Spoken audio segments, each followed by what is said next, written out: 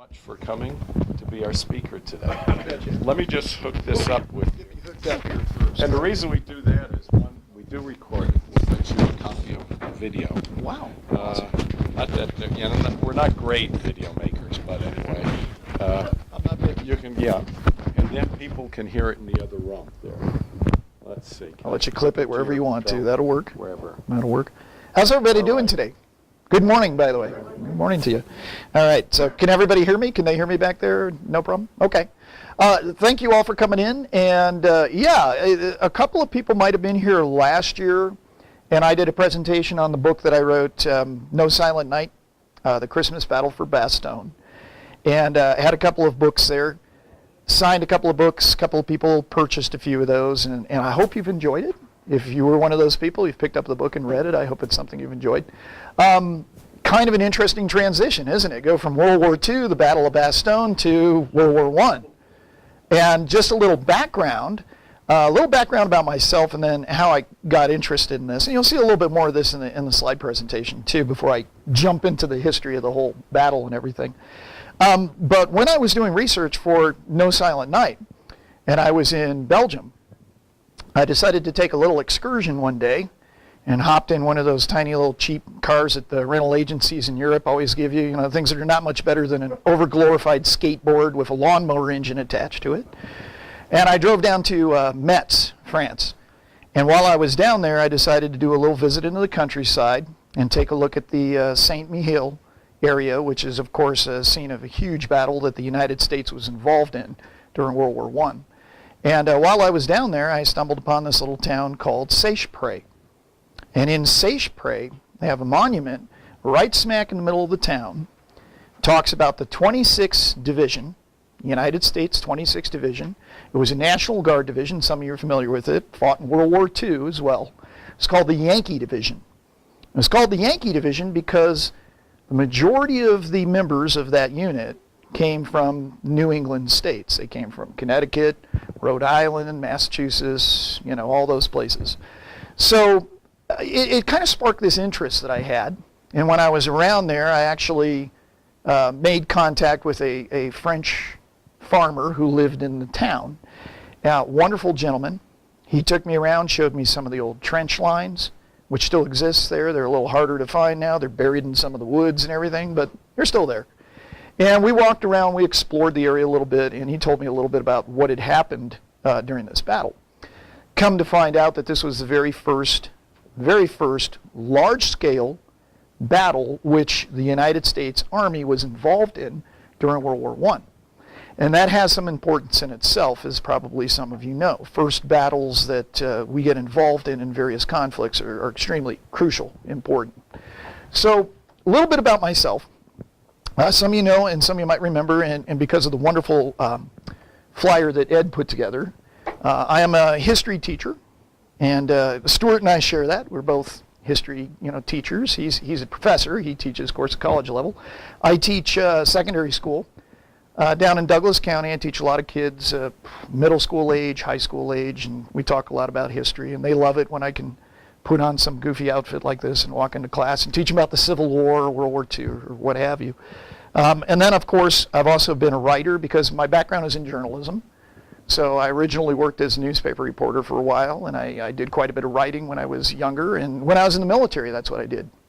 So I was a military journalist. So with all of that background, a couple of years ago, I decided to do some various research and put together this book, No Silent Night. After I had that little excursion down to France, I thought, well, this might be a good idea for another book. There's so few people that really, really comprehend and understand how the United States got involved in this huge First World War. Most of us are pretty familiar with how the United States got involved in World War II. Of course, we had Pearl Harbor. There was all the other things going on at the time, Lend-Lease with Europe because of the Nazis. But so few people really understand what happened here in the first couple of months of our involvement in the First World War, which was our real first modern war when you think about it, that the United States was involved in. So, go ahead and start here. The working title of this book that I've been doing, and again, we haven't gone to publication yet. I'm still researching, writing chapters, and working with my agent and my publisher. But we're looking at a title called The Dead Could Not Be Reckoned, and more about that later. It comes from a poem that one of the survivors of this battle wrote, but we thought that would make kind of a nice title. Seicheprey, a little background as to why I thought World War I would be of interest after writing a book about World War II.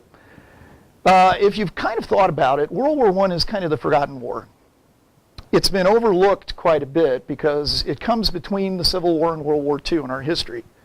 And of course, there is so much literature out there about the Civil War. There's so much literature out there about World War II, but there's not a lot out there about the First World War, especially the American involvement in it. So the very last American veteran, too, Frank Buckles, who is an amazing man if you've ever read anything about him, he passed away in 2011. There's no more living veterans around. World War II is a slightly easier subject for us to research and take a look at because there's still a wealth of veterans that are around, although they're disappearing quickly, who can share their experiences and we can talk to.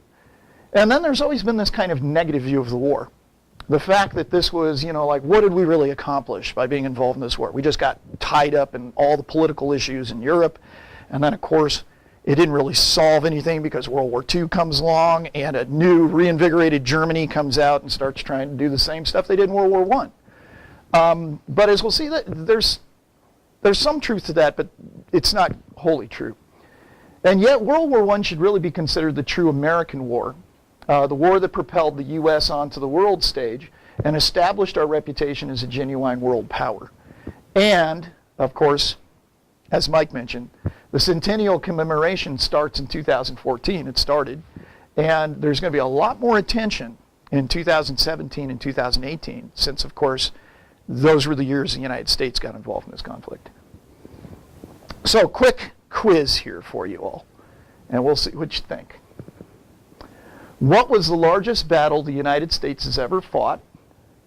Was it A, Gettysburg in 1863? Was it B, the Battle of the Bulge in 1944? Was it the Meuse-Argonne in 1918? Or was it Okinawa in 1945? How many of you say A? Raise your hands. How many say B? How many say C? How many say D? How many of you just are not sure? That's fine. It's absolutely fine. But the surprise...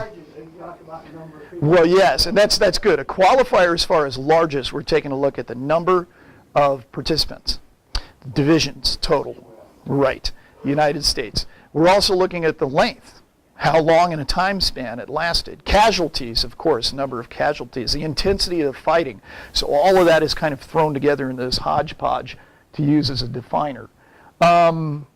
And this is what kind of tripped some people up, because a lot of people would maybe say A or B. They would say Gettysburg, oh gosh, that was huge. The Battle of the Bulge, of course, was huge, and it was a very long conflict as well. But to tell you the truth, the answer is C. A lot of people are unaware that the United States fought its largest battle with those qualifiers during World War I. And you'll see that it was a fact where the United States lined up around 20 divisions. Oh, yeah. Oh, gotcha. Thank you. That'll help. The United States lined up about 20 divisions on this front, and then they just went straight forward up into the north area there, the Meuse-Argonne Valley, and into the woods to push the Germans out. It was basically a slugfest. Unrelenting, 47, 46 day long, just killing. And it was pretty intense. To show you some of the qualifiers, 22 divisions were involved, 22 American divisions, lasted 47 days. Now, the Battle of the Bulge is close to that. The Battle of the Bulge, I think, lasted 46 days or so, technically. Who knows when it actually ended. And then over 1.2 million men were involved and 122,000 casualties. So this was huge. It was huge. And how many men in a division? Well, you're talking about, roughly, 28,000. And back in those days, that still stood true, even though it was the different structure they had to the divisions, yeah. Okay? And here's another thing that a lot of people don't realize about the First World War II, is the intensity of the combat during our involvement. So it's true the United States was only involved really in 2 years, and to be quite honest, really only towards the latter part of the last year, 1918, was the United States really involved in lots of combat.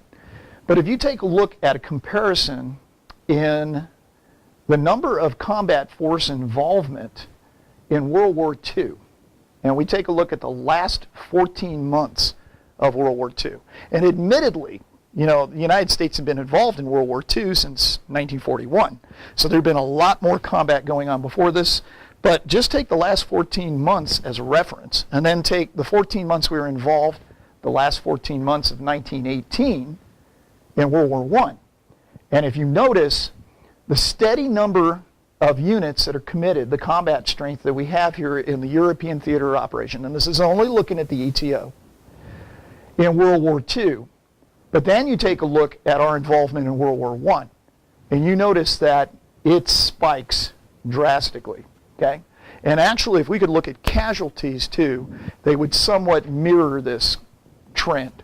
Of course, not the numbers, but they would somewhat follow that trend as well. So the level of involvement that the United States had, although it starts very slow, within 1 year's time spikes quite considerably. So why Seicheprey? Why the interest that I had in this battle? Well, as I already mentioned a little bit, the fact that I was able to go ahead and visit some of this battlefield and talk to a couple of the people who lived in the area who told me about the importance of this. But this was really the first true battle that pitted these inexperienced American soldiers against these veteran Germans who, remember, had been fighting since 1914, the Germans in the Imperial Army. Hmm? Sure, absolutely, okay? So,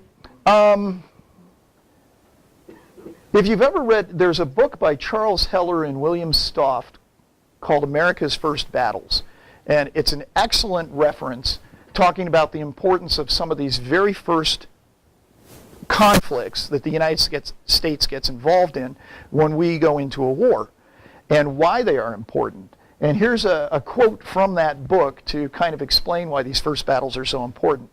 First battles are peculiar, significantly unlike subsequent military operations of a war.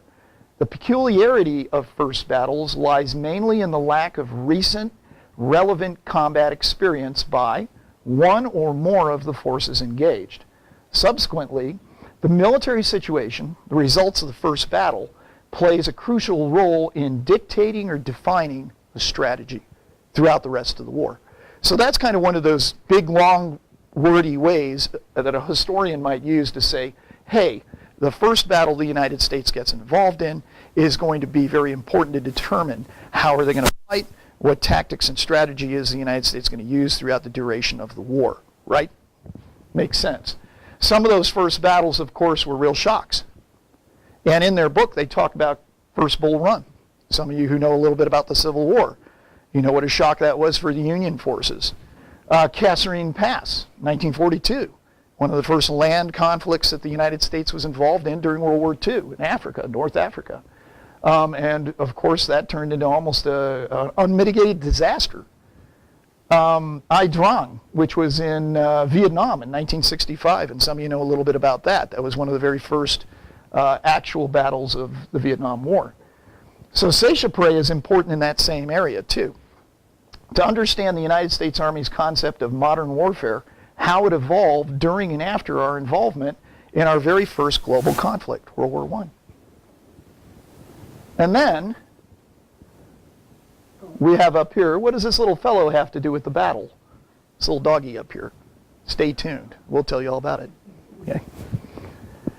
And then on a personal level, part of the reason that I got involved in this, there's some parallels to my first book, No Silent Night, The Christmas Battle for Bastogne. Another mostly untold story full of intriguing drama, not just a battle story. As a historian writing about wars and conflicts, I think sometimes we get too much into the technical aspect, and we forget that there's also a very human element. There's a lot of human drama that's going on in these conflicts, obviously. My experience visiting the battlefield, as I was talking to you folks about, in 2010 and starting to comprehend the impact of the First World War in France. It's an understanding about World War I that I kind of measured against my understanding I already had about World War II. And I came to find out that there's a lot of misconceptions that I had about World War I. And some of those we'll talk about here too in just a few minutes. But there's kind of, I guess you would say, ideas maybe that we've learned maybe in our history classes in school, or maybe we've read things. And I come to find that a lot of those were misconceptions, a lot of the beliefs that we have about World War I. And then my grandfather, he served during this time, although in what exact capacity I'm still researching. His name was Clarence Donovan, and I have a photograph of him in 1919. I've kind of been working on basing my uniform off of what he wore. There's a picture of him with a little child. I'm not sure if that's a boy or a girl. Don't know. And I'm not sure if that's, I think it's in the States. I do know that he was in France. He was with a cavalry unit. And some of you know, of course, they were still using cavalry during World War I. Of course, not quite the way that they had intended they would be used, but they were. So that's also sparked a lot of my interest as I've done some research on my grandfather, trying to figure out exactly what his role was in the First World War. Okay, so to start our story here, the extraordinary 26th Infantry Division, some of you might know a little bit about them. As I was mentioning, they were called the Yankee Division, made up of a lot of people from the New England states. They were a National Guard division, which makes it a rather interesting story. The very first division that was deployed to Europe by the United States once we declared war on Germany, once President Wilson declared war, was the 1st Infantry Division, which was a regular Army division. The second division that was deployed was the 26th, which was National Guard. Now, some people might sit there and say, well, a National Guard unit, what are they doing sending a National Guard unit over there? Is a second unit they're sending over, a whole division and everything? But as you'll see, actually this National Guard division had a lot of background in combat. And they had a lot of very excellent officers with excellent experience. The 1st U.S. Infantry Division that was to become involved in combat in World War I is an entire unit. The 2nd Division landed in France, as we mentioned, in November of 1917. Some of these men had experience patrolling the Mexican border during the punitive expedition to capture Pancho Villa in 1916. Some of you have maybe heard about that in history, how we had that issue with Pancho Villa down on the Mexican border. And of course, Blackjack Pershing was down there trying to catch up with Pancho Villa. So some of these men who were in the 26 actually participated in it. So they had been on, campaigns, so to speak. They were familiar with a military campaign. Some of them had even seen a little bit of combat. They were led by also a very wonderful officer by the name of Major General Clarence R. Edwards. He was very experienced, West Pointer, professional, very well regarded, highly regarded by his men. But unfortunately, there was a huge personality conflict between him and General Pershing, which was going to cause some issues here. This is what the situation looked like at the very beginning of the war for the United States. We had deployed our units all along the Western Front, but most of these units that we had out here, like the 1st Division and the 26th Division, were still in training. So they were working with French and British units along the front here to get that proper type of training before they were going to sit there and actually deploy them all along the front to actually serve on the front line. So they thought that this area called the Toul sector, which was this area here you see marked with the X, would be the perfect place to put this 26th Division, working with the French that were already there holding the line against the Germans, and they could get a little bit of experience. They're thinking, okay, it's kind of quiet down here. We've had a lot more action going on up here. The Germans have been pushing the British up here in the north, but down here it's a little quiet in the St. Mihiel, Toul sector, so we could go ahead and put these American troops there, and they could learn little piece by piece all about trench warfare. Okay? On a rainy Sunday on March 31st, 1918, the men of the Yankee Division relieved parts of the 1st Division and French units that are holding the line in the Toul sector. This is what they found. They go into these trenches, and we tend to have a different idea about these trenches during World War I, right?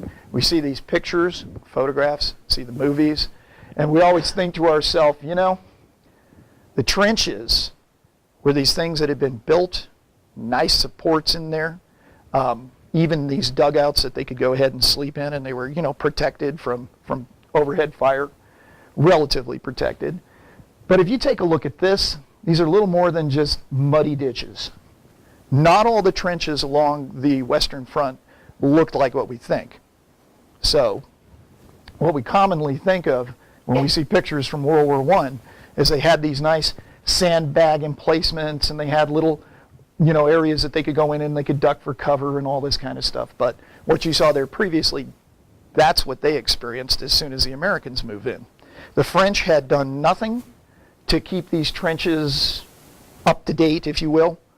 Nothing to stabilize them. A lot of them were just collapsing because of the rain in spring of 1918 is just causing all this mud to just collapse in there.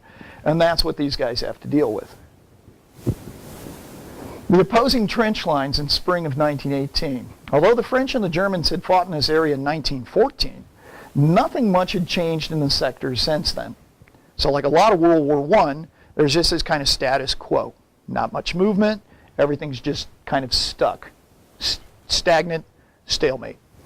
The policy of live and let live had taken hold for almost 4 years. Even the no man's land in this area was relatively unscathed compared to other parts of the Western Front.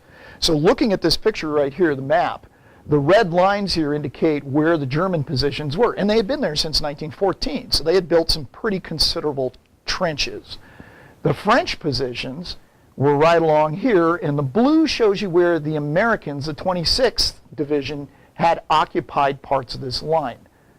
Back here was kind of their backup, right along a ridge here called Beaumont Ridge.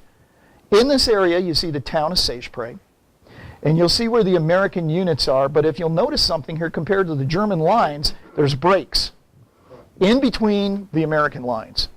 And that was because at this point, those trench works had fallen apart in a lot of these areas. So they were not continuous compared to what the Germans had. So the Americans had to kind of resort for this, okay, we'll spread our group as thin as we can, and we'll occupy whatever little dugouts or little sections of trench that we can here the best that we can do with the men that we have.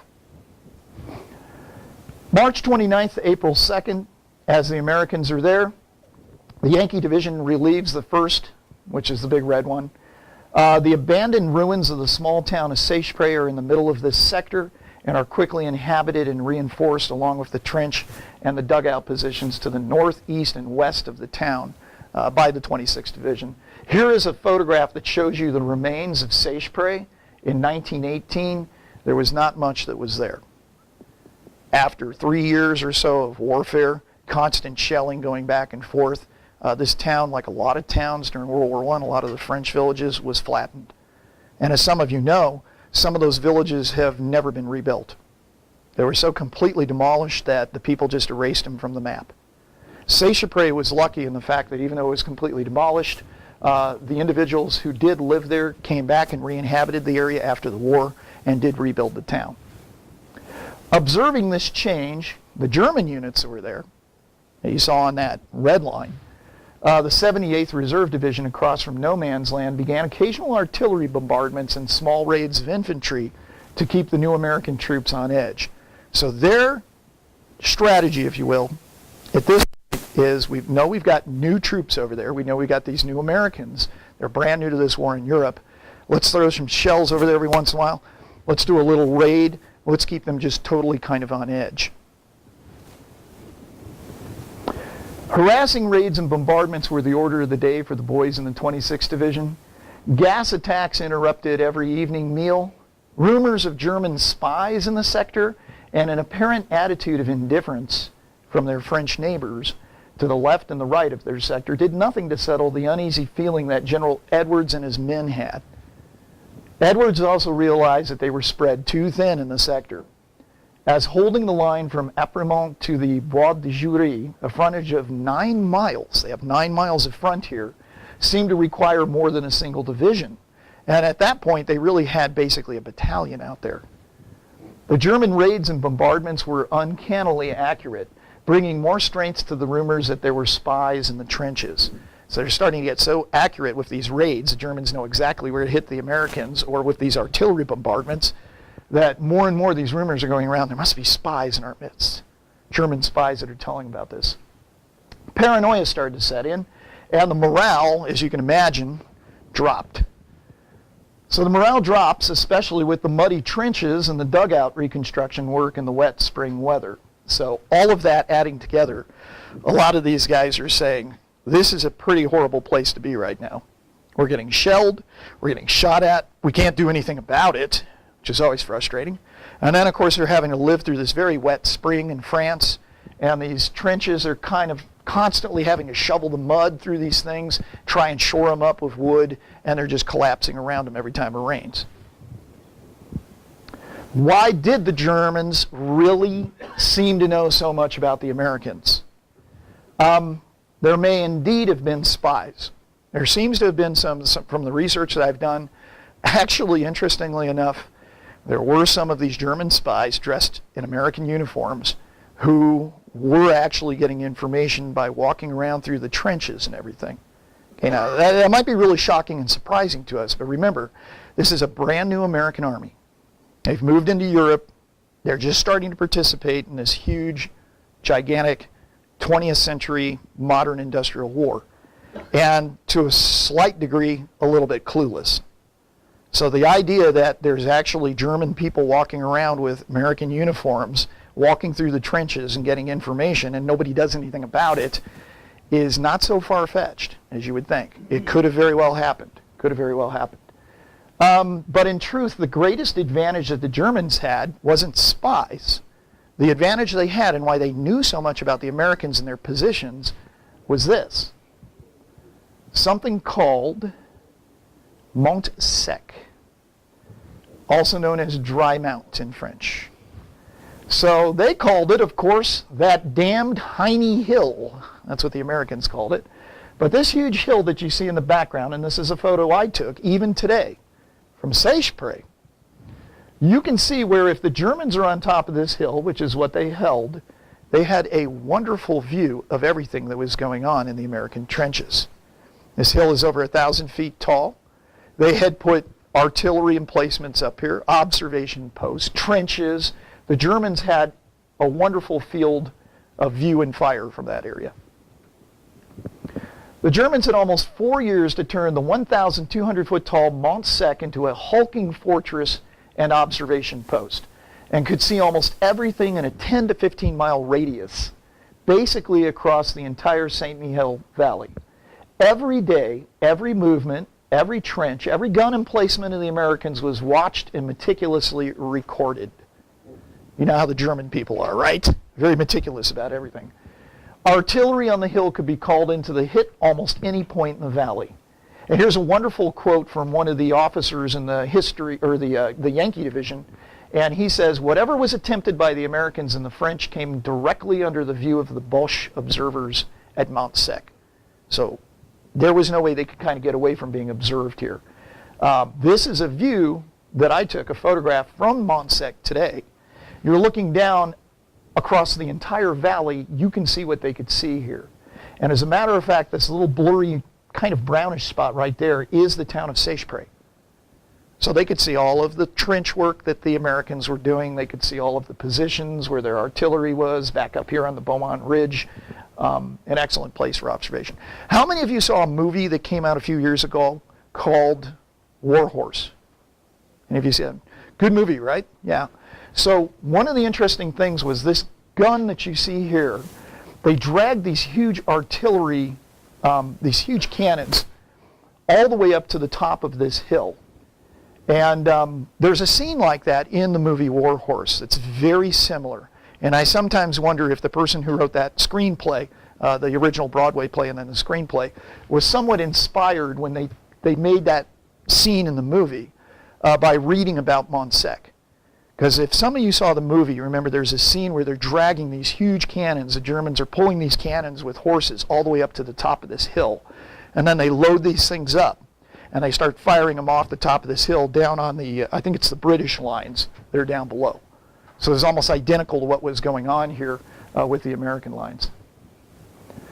What was Fritzy up to? Yeah, and that was one of course, the favorite terms that the Americans used to describe the Germans was Fritz or Fritzy.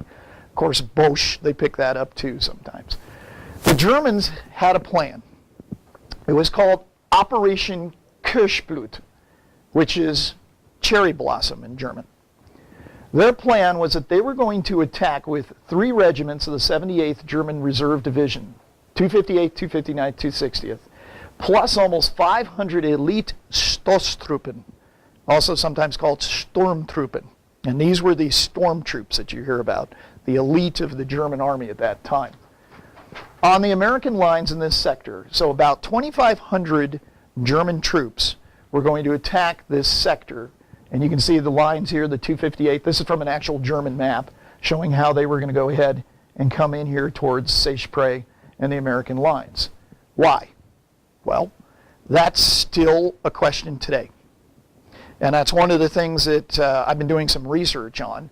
And it's kind of a mixed bag. There's 2 reasons why the Germans did this, according to what people believe. They believe there's one of 2 reasons why they did this. And to tell you the truth may have been somewhat a combination of both. It depends on whose side of the story you believe, the Germans or the Americans. The Germans take a look at this as this was a large raid to test the American ability to fight. So they want to see what these Americans are all about, how they fight. Disrupt their communications and supply, and take prisoners and spoils of war. The Americans, however, believed that this really was a full-scale attempt. It was an actual attack to penetrate the lines at an assumed weak point because they felt these new American troops would be, unready for this attack, and follow up with reserves to take advantage of the penetration as soon as possible. And there's still a big debate. We'll discuss that a little later.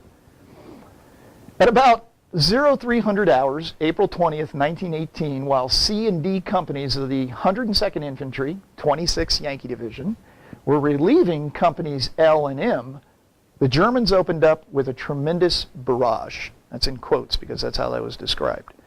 Now, here's another way that you can tell the Germans were very aware of what the Americans were doing.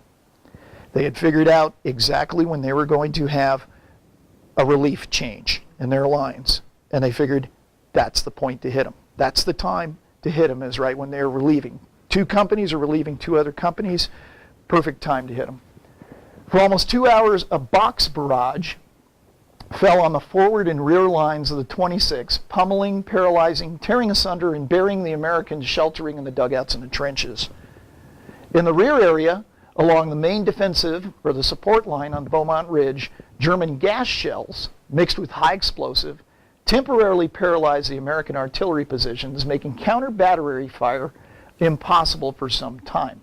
Now, if we're looking at a map here of trench lines, and we're looking kind of straight down on top, so it's a bird's eye view, a box barrage, which was kind of an interesting thing they developed during World War I. And how they did this is they would actually arrange so that their artillery shells would land in kind of like a rectangle shape so they could section off a part of the enemy. So in other words, it would look kind of like this, and you can keep clicking, Ed. You can see how it's detonating here. All the way around in kind of a box shape, and they could totally section off a certain part that they wanted to attack. Those Americans who were there, they aren't going to be able to get out of there and escape, or to move their units or reinforce those units that are under that artillery barrage because they've been totally cut off by this box. Okay? Here's an actual photograph during the artillery bombardment, and you don't see a lot of these during World War I, a lot of these type of photographs of actual action. But there's a shell that is hitting in the town of, I think this is Richambort, which is near Seicheprey. And you can see right here, you can see how the shell is kicking up all around this church steeple that's there that was taken during this barrage. Okay?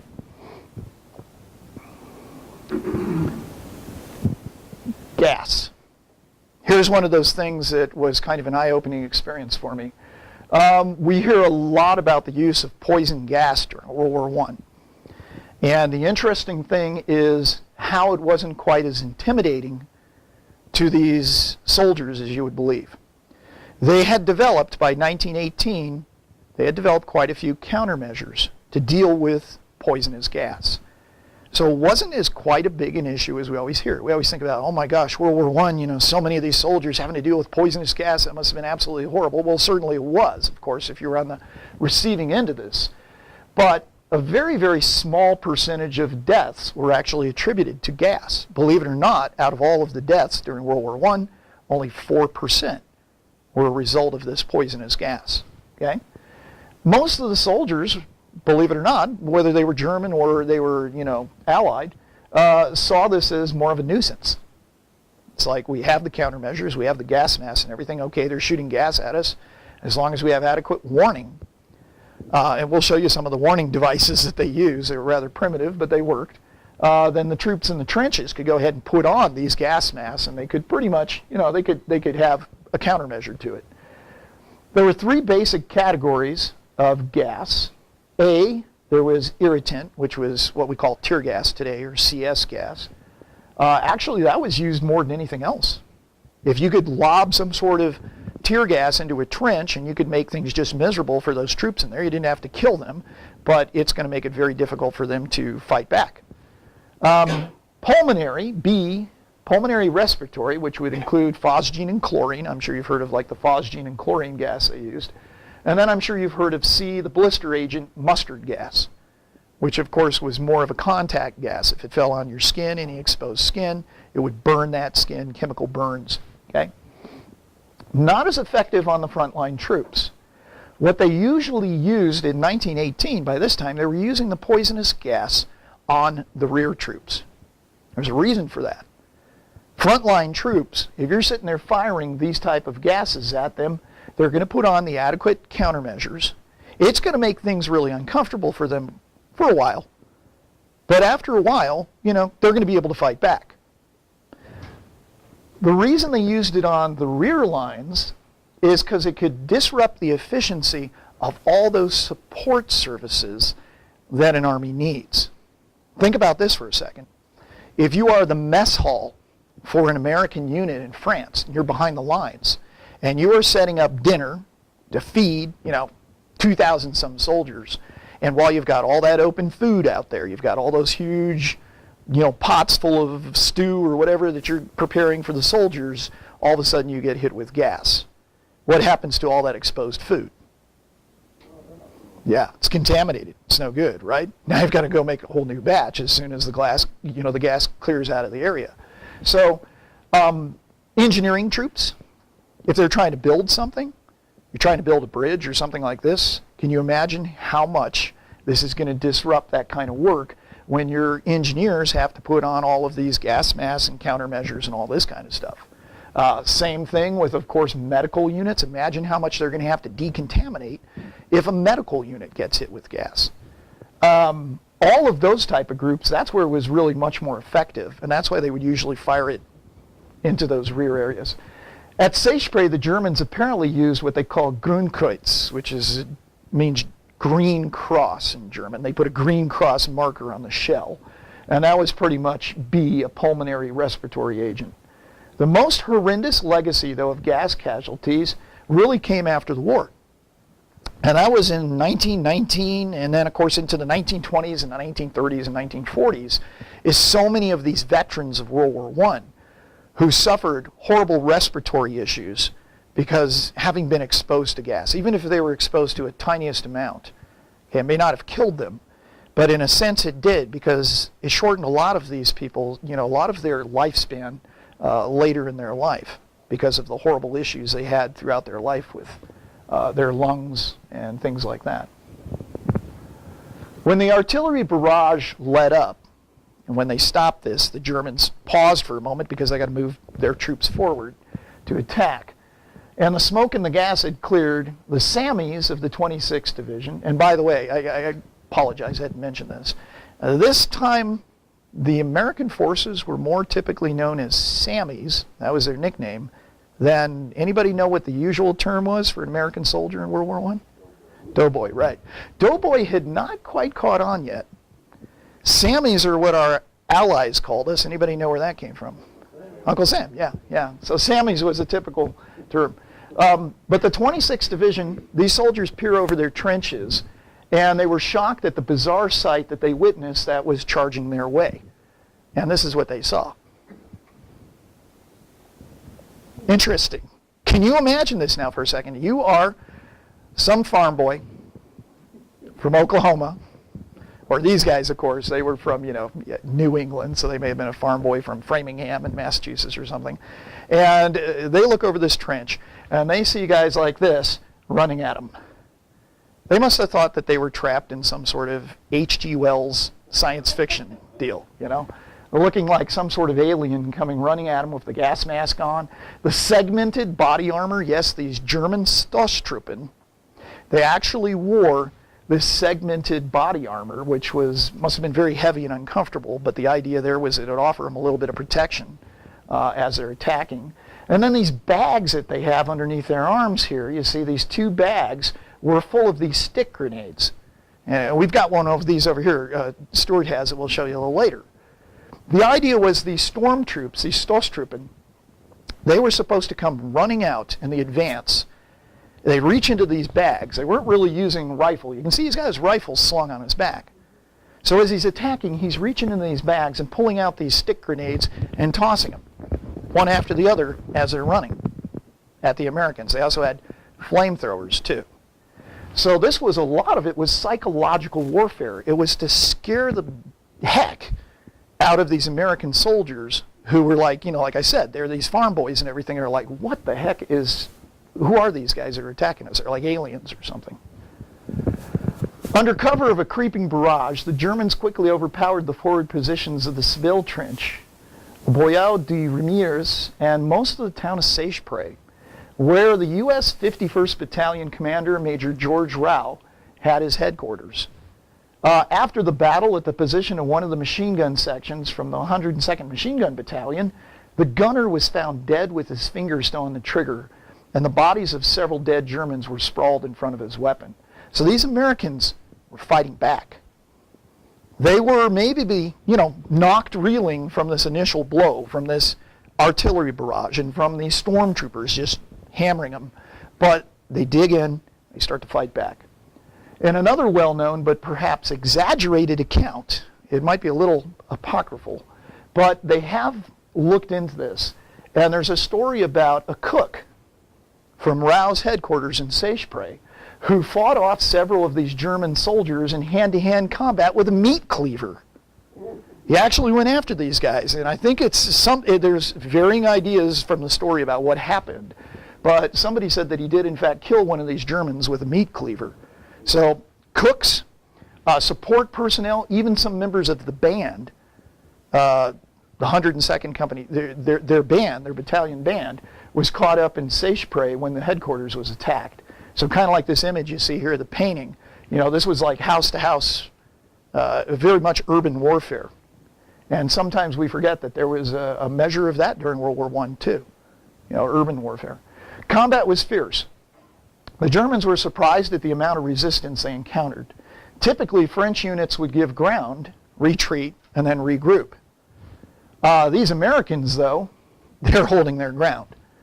These new Amis fought for their positions until many were either killed or captured after desperate hand-to-hand combat. And Amis was the term that the Germans used to describe the Americans. Okay. They also probably had some other terms that we can't use to describe these Americans, especially with the way they were fighting back. In the Ramirez Woods, a small patch of trees directly to the east of Seicheprey, C Company survivors of the barrage defended the existing Boya de Ramirez, which was a chain of dugouts. Remember how we said there wasn't really a trench here like we always think of. It was like these little spotty dugouts. To almost the very last man. Their gallant defense helped gain time for Edwards to send reinforcements to shore them up. It also prevented the Germans from flanking the American lines at the wooded gap between the 26th Division and the French division that was positioned to their right of the lines. I visited these lines when I was there. I visited these woods, and this forest called the Ramirez Woods is thick. And I know that there's always a lot of extra overgrowth that happens in these woods in Europe, because depending on whether they kind of take care of these woods or not, they maintain them. And this was obviously an area that they hadn't maintained over the years since World War I. But there's a large section of these woods that still exist, And when you're walking through it, it is so thick, it is almost like a jungle. And I can imagine that during that time period, it was probably a lot like that. So you can imagine fighting in something as dense as this, oftentimes hand to hand, kind of like the picture we have, a very famous sketch down here. Here's a picture. I happened to visit some of the trench lines that were in those woods, some of the German trench lines that they had occupied in 1914. They still exist there. By dawn, the Americans were reeling, but the Germans were nowhere close to breaking through the main defensive line at the Belmont Ridge. U.S. artillery, primarily from the 101st Artillery Battalion, started to recover, and with the daylight and the information from a few surviving runners, began to pound the Germans resting on the Seville Trench. The Germans had almost exhausted their ammunition, and several American dugouts had still not been subdued or surrendered. In Seicheprey, almost 3/4 of the town was occupied by the Germans, but under Major Rau, the Americans had retreated to the cellars of the last few buildings and were putting up dogged resistance.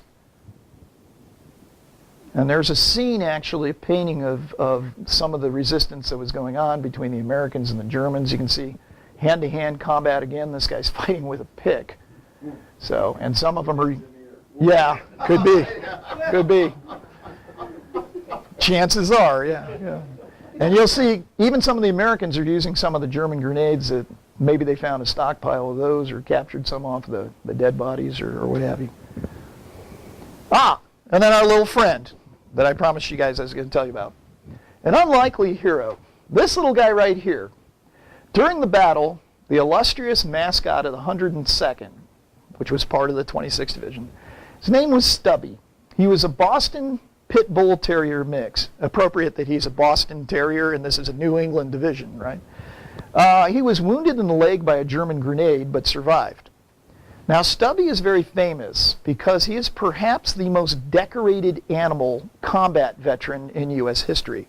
So you've probably heard some of these stories about various animals, including a lot of dogs, mules, of course very famous carrier pigeons that were used during World War I. Cher-ami was one of the very famous carrier pigeons, you know. But this dog is probably the most famous animal ever in American military history. Stubby. According to accounts, he had learned how to salute on board ship when soldiers smuggled him to France from Boston in 1917. So he was their mascot over in the United States, and they brought him over to Europe with them, trained him how to salute. Once in the trenches, he learned to alert soldiers to gas attacks. So he's got some good value there, right? He could also hear the whine of incoming shells and had once captured a German by ripping out the seat of his pants. Okay? At least that's the story. We don't know how much truth there is to this, but it seems a lot of it there is. He was awarded 2 wound stripes by the end of the war and officially promoted to sergeant. A group of French women in Chateau Thierry sewed him a uniform on which were pinned many well-deserved medals. That's the little uniform you see him wearing here. He's got the YD of the Yankee Division, their patch on there. Stubby lived a grand life after the war, so he survived the war. He marched in veterans parades. He met 3 presidents, and he was personally given a medal from the Humane Society by General Pershing. In 1926, he passed away, and he is stuffed, and you can still see him at the Smithsonian Institute. They actually have him stuffed and in a case there. And I believe he's still wearing this little vest that they have. So rather interesting kind of side note there, and again, probably one of the most famous out of any sort of animal that, you know, participated in these battles in American history. Counterattack. Well, you might be thinking to yourself, okay, the Americans have been hit, but they're holding their lines. Do they counterattack? Actually, there wasn't a counterattack. By noon on April 21st, the tide had begun to turn in favor of the Americans, thanks to the leadership of 3 extraordinary officers. Colonel John H. Machine Gun Parker, you gotta love a nickname like that, right? Machine Gun. Tells you what kind of guy he is. Major Rau, Captain Alfred Griswold, C Company in the woods, and many brave New Englanders. The Germans were checked and eventually withdrew. So the Germans actually withdraw. They call this off, and that's controversial. I'll tell you why in a minute. Covered by another bombardment, the surviving German soldiers, many hurting American prisoners, managed to vacate the main trenches and retreat to their original lines, which were centered on Leheville. That was one of the towns. A proposed counterattack by reinforcements from the 26th Division later in the day fell apart when the officer in charge refused and was later court-martialed for disobeying orders. So this officer actually said, I refuse to take my men out there and counterattack. And he was court-martialed later. Now historical perspective, as you see here, he might have actually had the right idea. Of course, at the time, that didn't matter. He was disobeying orders. By this time, however, scouts had reported that the Germans had left, and obviously any counterattack would have been a moot point. Perhaps the officer was right after all. The balance sheet. So, to kind of say what we always want to know about one of these battles, and again, the importance of a first battle in a war that the United States is involved in, is what was the score, so to speak. And again, this has a lot to do with how we read this battle, and why some people might say this was a horrible catastrophe for the Americans, and other people might say this was a bloody nose for the Germans. And it might be a mixture of both. German and U.S. sources are in some dispute, but overall the results were fairly even.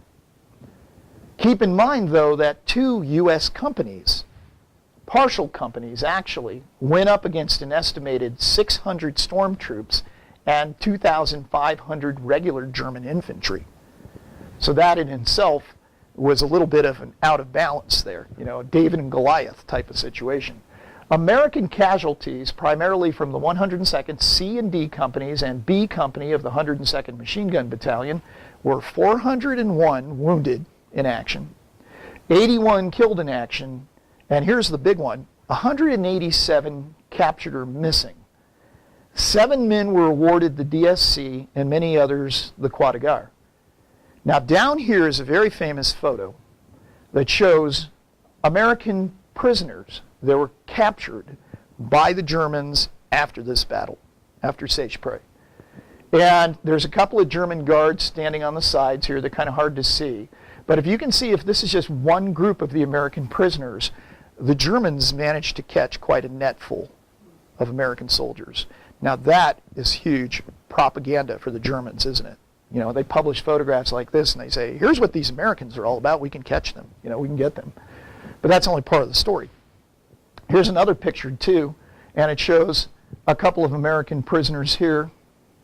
Some of them still have their helmets on, and a German officer and some other Germans talking to them. German casualties. 600 were admitted, with about 100 being caught as prisoners. The Germans also made off with a lot of booty. 10 heavy, 15 light machine guns, and tons of Army food and supplies, American food and supplies. So, this is rather long here, and I don't expect that you guys are going to read all this, but just to kind of give you this whole discussion and why this got me interested in this battle about, was this really a German victory? Was this really the Americans falling apart in this crucial first battle? Well, as you can probably figure, it depends on which side you believe. Even still today. The Germans, after Kirschblut, German accounts seem to portray the operation as a raid, and a successful one at that. Okay, so they say, well, this was a raid. This was all we were supposed to do. We're going to raid the American trench lines.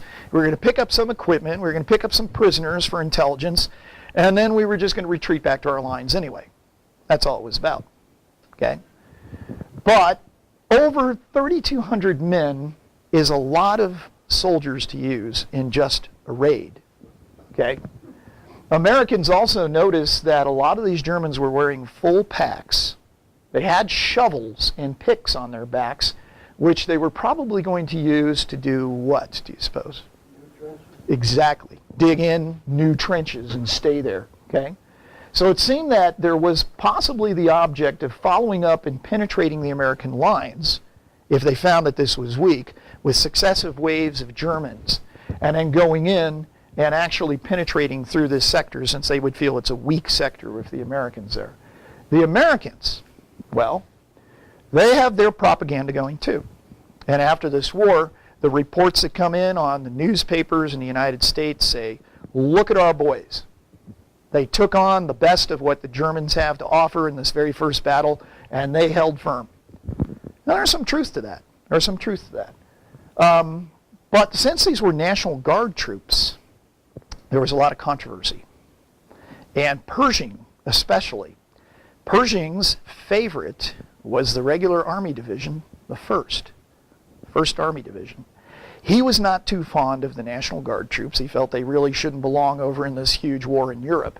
And of course, remember that he does not get along with the divisional commander, Major General Edwards. There's a big personality dispute between the two of them. It would get so bad that Pershing would fire him later in the war.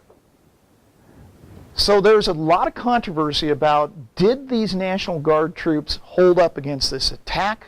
Were they responsible for the fact that they kind of had let their guard down? There is some, evidence that they had kind of let their guard down on these lines. They didn't have an adequate defense prepared. They were not expecting this attack from the Germans. But the question always comes up, how did they handle themselves then after they were attacked? And as you can see from the story, they did a pretty good job of holding their lines and fighting off this German attack. Whether it was indeed a raid or a full-scale attack, as the Germans kind of go back and forth on. So when you take a look at that, you could say that a National Guard unit probably would have performed like any other regular Army unit, especially this early in the war. I don't know if the 1st Infantry Division had been there, if it would have been too much of a different story about what had happened. They were all green. They were all inexperienced, and they were all brand new American troops to this form of warfare. It was obvious that some of the officers and platoons were slacking, though, and security could have been better prior to the attack. The training in open warfare had little prepared the Americans for defending an attack such as this. Pershing was all about open warfare. He didn't want the Americans to get bogged down in trench warfare like the French and the British had. And that would actually pay dividends later on in 1918, but at this stage right here, open warfare did little to help them.